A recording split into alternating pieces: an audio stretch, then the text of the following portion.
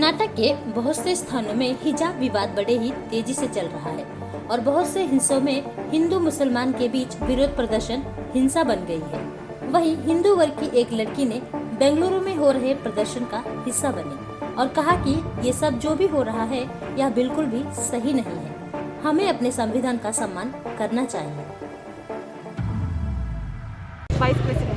Your name? Namrata, NSUI Vice President. Okay.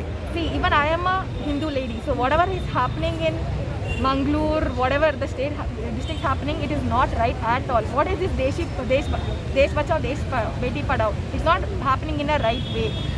The women are getting harassed in so many districts. I am completely against this, even if I am a Hindu lady. Please stop this. This is a communal thing. Please respect the constitution.